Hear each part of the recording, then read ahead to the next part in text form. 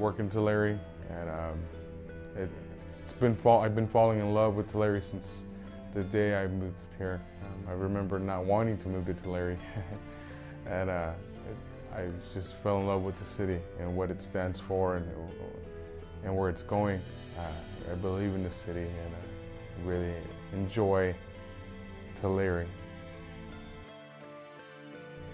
Tulare right now is very much in jeopardy. I think Tulare has been going through some rough patches, and it's in a season that there's a lot of growing pains, and sometimes it's hard to understand what's happening when you're in a storm.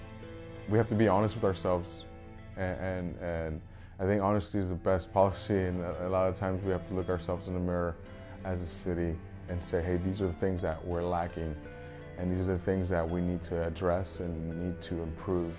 Throwing money and throwing certain things to certain situations will not help. We need attention. We need actual people serving the city of Tulare. There's needs of people going out into certain areas where there's a great need of just people loving people, and if we don't do that, and we don't allow people in certain communities, certain areas in the community to see that we care for them, genuinely care for them, that's not going to change. Like we need to get people together to see that. So my wife and I and my family, my daughter, my son, we love the city, and part of what my wife and I do is we want to support and help just create a change reaction into our city. Why we do what we do, I pastor, I also work in the education field, and I coach, and I do so many different things. And what I want, my wife and I want, is we want to partner with people that want to see that change in the community, with either local businesses, people that have influence, people that have the courage not to just to throw money into something, but to actually give of their time and create something that can support and sustain change, bring revival into the city of Tulare. Eventually I will get old, our leadership right now will get old, and who's gonna take their place? These kids. And these kids they're seeing a lot of trauma. They come from homes that some parents are drug addicts, some parents are, they're doing things in the community that they shouldn't be doing. And some of them don't have the right examples to see that change because they've never seen it. It's taboo to them. So part of what we do is create a culture around these kids. We challenge them to become better people, and also allow them to discover who they are, who they're created to be.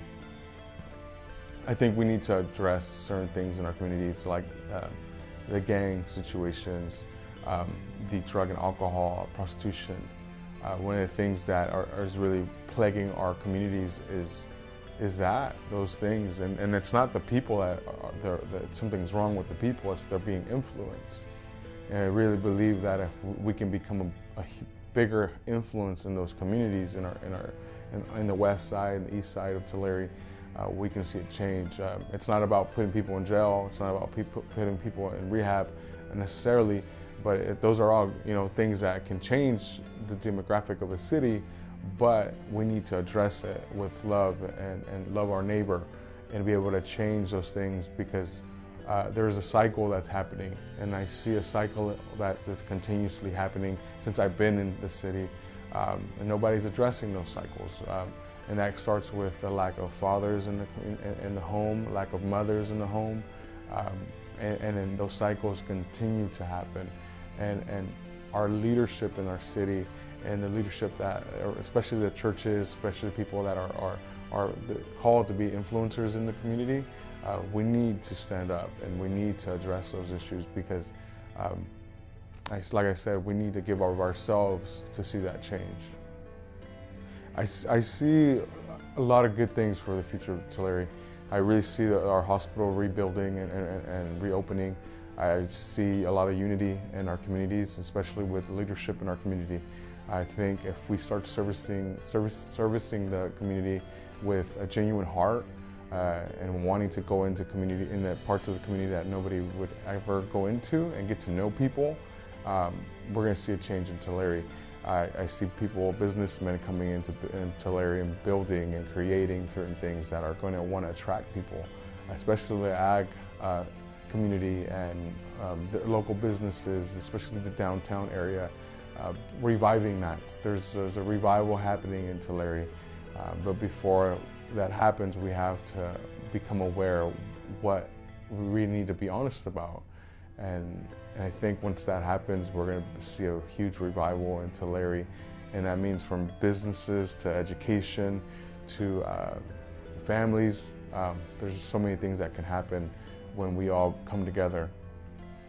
If anybody wants to help, I mean, I know a lot of people that I connect with already that I would love to help be a platform for those organizations, because again, it's not about me, it's about seeing the change.